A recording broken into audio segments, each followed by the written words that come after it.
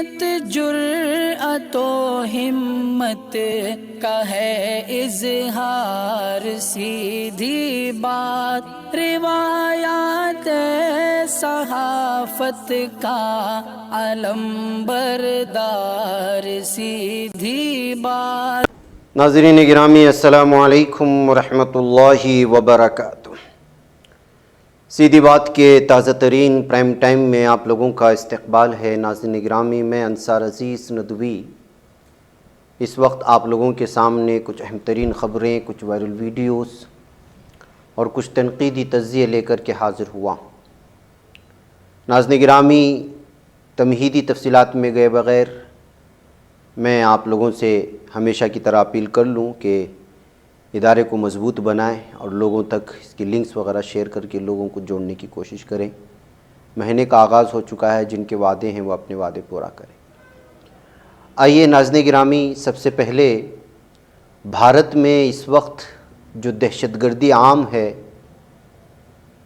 ये हिंदुत्व तंजीमों की जानिब से उसकी अलग अलग तरह की तस्वीरें इस वक्त सोशल मीडिया में आती रहती हैं, उस पर तबसरे चलते रहते हैं, लेकिन किसी भी किस्म की कार्रवाई नहीं होती। इस वक्त जो देखा जा रहा है या दिखाया जा रहा है हमारी स्क्रीन पर, वो इंदौर के बिजासन टेम्पल के करीब एक मुसलमान कारोबार कर रहा था। उसकी दुकान ज़बरदस्ती उसका नाम पूछ करके, उसकी आईडी पूछ करके हटाया जा रहा है। और ये जो गुंडागर्दी की जा रही है वो हिंदू जागरण मंच के अरकान की जानिब से की जा रही है और मुसलमानों की दुकानें ज़बरदस्ती बंद करवाई जा रही हैं। रवैया ऐसा इख्तियार कर रहा है कि लगता है कि हुकूमत ने इनको तफ्तीश करने के लिए खुसूसी एजेंसी दे रखी है। जैसे एजेंसियों के अफसरान अपना गुरूर दिखाते हैं, उसी तरह दिखाते हुए यहाँ पर नज़र आ रहे हैं। ये भारत है और आप अंदाज़ा लगाएं। आप इसको थोड़ा आवाज़ से सुने, इस पर क्या तबसरा का है आपको पता चल जाएगा। अभी आप कितनी देर में हटा रहे हो दुकान? बच्चे नहीं, आप हटाना स्टार्ट कीजिए। आप निकालो, आप पूरे वगैरह। हाँ,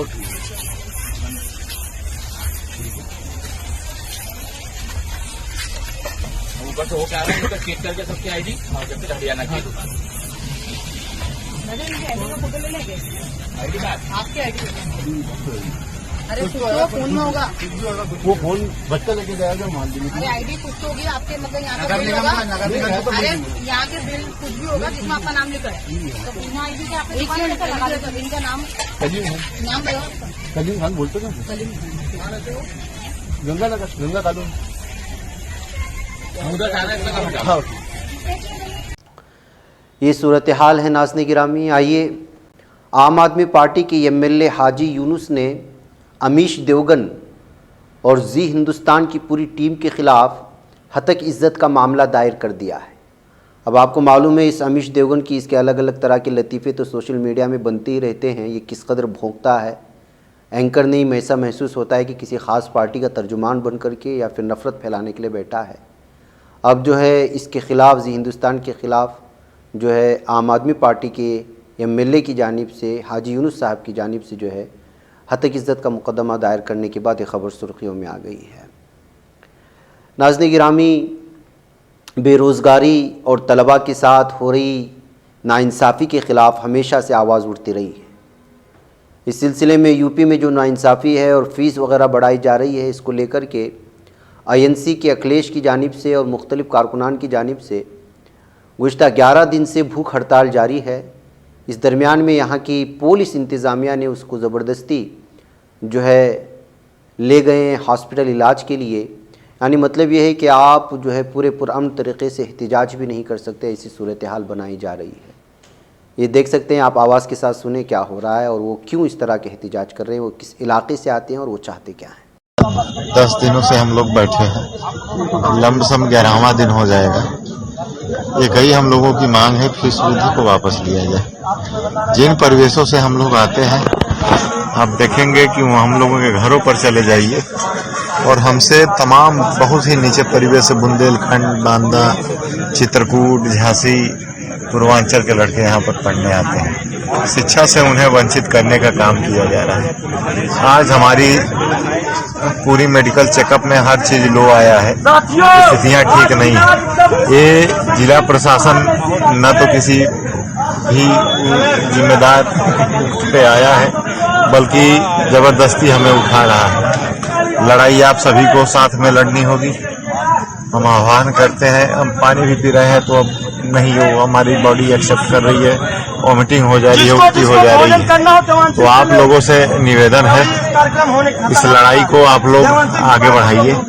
आप लोग इस लड़ाई में एक एक जो साथी है, अभी मौका है, नहीं तो जो मोदी की सरकार है, जो केंद्र की सरकार है, हम लोगों को पढ़ने नहीं देगी। वैसे ही न्यू एजुकेशन पॉलिसी 2020 ला करके इसने बाहर का रास्ता दिखा दिया है। एक इलाहाबाद विश्वविद्यालय ही गरीबों के लिए बचा है, इसे बचा लीजिए। आप लोगों से निवेदन है, इसके पूरा छात्रों से, वर्तमान छात्रों से, आप सभी बंधुओं से। मेरी सांस नहीं साथ दे रही है, मेरी शरीर साथ नहीं दे रही है, आप लोगों से निवेदन है, बचा लीजिए। नाज़रीन गिरामी, ये ख़बर जो है हमारी मुस्लिम बहनों के लिए ख़ास तौर पे मैं पेश करूँगा, उन बहनों के लिए जो आजकल इश्क और मोहब्बत के चक्कर में गैर मुस्लिम लड़कों के साथ शादियाँ रचा रही हैं, अपने माँ बाप को पूरी तरह से भूल करके अपने दीन से और अपने मज़हब को छोड़ करके जा रही हैं। दरअसल ये दैनिक भास्कर में शाये हुई ख़बर है।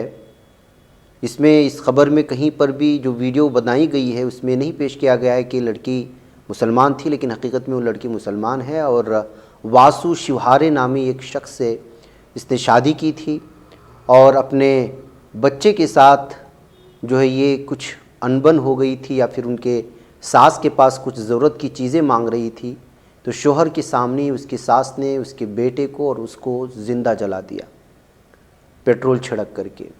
ये खातून आग की हालत में बाहर गई, लेकिन वहाँ पर उसे कोई जलाने वाला नहीं था, 90% जल गई थी और उसके हाथ में बच्चा होने की वजह से बच्चा भी पूरी तरह जल गया था। अब ये मौत और ज़िंदगी के बीच लड़ रही है एक हॉस्पिटल में। ये ख़बर मैं आपके सामने इसलिए रख रहा हूँ कि जो सूरत हाल है, देखिए यहाँ पर अभी हाल ही में राजस्थान या उसके अलग अलग इलाक़ों में जो सूरत हाल पेश आई, एक मुस्लिम लड़के की जानिब से एक उसके मंगेतर को या फिर उसके माशूक़ा को जो है मार दिए जाने की, पूरा भारत जो है, पूरा मीडिया इस कदर चीखना चिल्ला रहा था कि जिसकी कोई इंतहा नहीं। लेकिन आज उसी तरह की जुल्म व सितम हुआ है एक मुस्लिम लड़की के साथ, लेकिन अखबार की किसी कोने में ये ख़बर शाये होती है और ख़त्म कर दी जाती है। तो आप अंदाज़ा लगाएं कि क्या सूरत हाल है इस वक्त और किस नज़रिए से इंसाफ को देखा जा रहा है और किस नज़रिए से इस वक्त जुर्म को देखा जा रहा है। नाज़रीन गिरामी, मैं साफ और एक मरतबा कहूँ कि करिश्मा के सिलसिले में इस अखबार ने इसमें नहीं बताया कि वो मुसलमान है, लेकिन इस ख़बर की कटिंग शेयर करके बहुत सारे लोगों ने दावा किया है, इस बात का सोशल मीडिया में तबसरा किया है। आइए नाज़रीन गिरामी, कर्नाटक के चामराजनगर पुलिस स्टेशन में आज एक कांग्रेस वर्कर के ख़िलाफ़ मामला दर्ज कर लिया गया। अक्षय कुमार, आपको मालूम होना चाहिए कि वो यहाँ पर भारत जोड़ो यात्रा में पेश सीएम पोस्टर, जो आजकल कर्नाटक में एक बड़ा सियासी मुद्दा बन चुका है, यानी कमीशन के सिलसिले में यहाँ के जो पेटीएम है उसी तर्ज के टी शर्ट और मुख्तलिफ़ किस्म की सियासत जारी है, वो लेकर के जा रहा था। तो दरमियान में ही पुलिस ने उसके जो है टी शर्ट को निकाल दिया, उसके साथ ज़बरदस्ती किया। उसके बाद फिर जो है उसके ख़िलाफ़ मामला भी दर्ज कर लिया, जिसको लेकर के इस वक्त हंगामा मचा हुआ है। लगातार कांग्रेस जो है पुलिस पर इल्ज़ाम लगा रही है कि वो बीजेपी हुकूमत के इशारों पर काम कर रही है। नाज़रीन गिरामी, आइए एक और ख़बर की बात करते हैं। क्या ताजमहल वाकई में शाहजहां ने नहीं बनाया? आपने या आपके बाप दादाओं ने शायद यही सुनते आ रहे होंगे और स्कूल में, कॉलेजेस के में, मुख्तलिफ़ किताबों में या जो भी ताजमहल देखने जाता है उसके जहन में यही बात है। लेकिन तारीख़ को बदलने की जब कोशिशें होती हैं तो किस किस सूरत हाल और किस किस तरह की राहें इख्तियार की जाती हैं, किस किस तरह की साजिशें बुनी जाती हैं, इस खबर से आप अंदाज़ा लगाएं। ताजमहल मुग़ल बादशाह शाहजहां ने बनवाया था, ऐसा कोई सबूत दस्तयाब नहीं। सुप्रीम कोर्ट में ताजमहल की असल तारीख़ का मुताला करने से मुताल्लिक़ एक पिटीशन दायर की गई है, जिसमें ट्रैकिंग कमेटी बनाने का मुतालबा किया गया।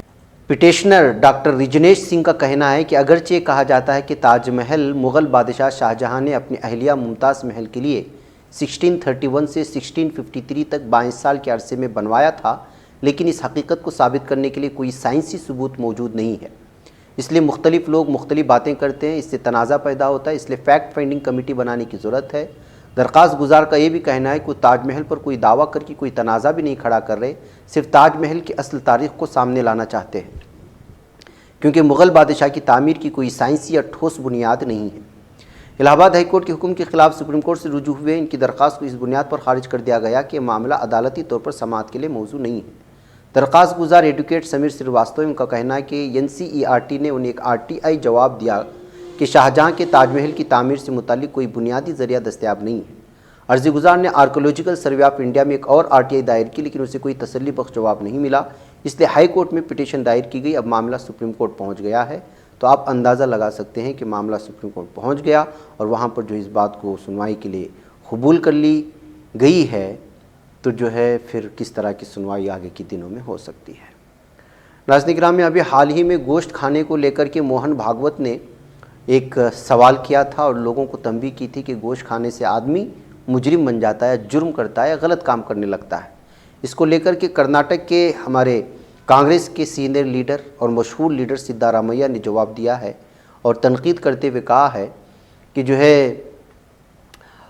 उन लोगों को मालूम होना चाहिए जिन्होंने ये बयान दिया है कि गोश्तखोर मोहन भागवत के पैदा होने से पहले से भी खाते आ रहे हैं। इनका इस तरह का जवाब इस वक्त जो है अलग अलग सुर्खियों के साथ कन्नड़ अखबारात पे शाये हो रहा है। उन्होंने पूरी तरह से तनकीद करते हुए कहा कि जो है गोश्त खाना कोई नई बात नहीं है, जब मोहन भागवत पैदा भी नहीं थे उस वक्त से जो है गोश्त खाया जाता रहा है। ये सब जो है ऐसे ही कहने वाली बातें हैं। कहते हुए मोहन भागवत को जब जवाब दिया तो यही खबर सुर्खी बन गई। नाज़रीन गिरामी, एक तरफ PFI पर पाबंदियां आयद कर दी गई और जो कुछ सूरत हाल है आप जानते हैं, उसकी तफसीलात में जाना नहीं, लेकिन दूसरी जानिब RSS के लीडरान को Y कैटेगरी की सिक्योरिटी दी जा रही है और वजह उसकी ये बताई जा रही है कि केरला में कुछ RSS के लीडरान को जान से मारने की धमकियां मिल रही हैं और मरकज़ी वज़ारत दाखिला को कुछ तहकीकी एजेंसियां जो अंदरूनी सतह पर तहकीक करती हैं और NIA कहा जाए या इंटेलिजेंस कहा जाए, इन तमाम लोगों की जानिब से तफसीलात मिली थी।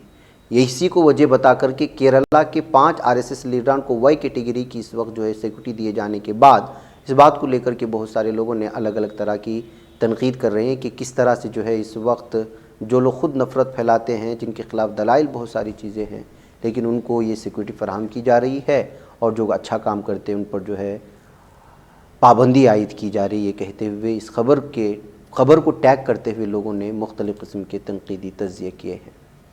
नाज़रीन गिरामी, भीम आर्मी के सरबराह चंद्रशेखर आज़ाद ने मुसलमानों से अपील की है कि वो बेकार और निकम्मे लीडरों का साथ छोड़ दें और उनका साथ दें। उन्होंने कहा कि मुसलमान मेहनतकश कायदीन का साथ दें और फिर जहां मुसलमानों की कोई गलती ना हो वहां उनके साथ नाइंसाफ़ी नहीं होने दी जाएगी।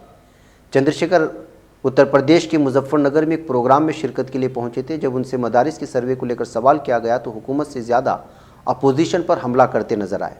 उन्होंने कहा कि जो समाज कमज़ोर होगा उसकी तहकीकात की जाएंगी।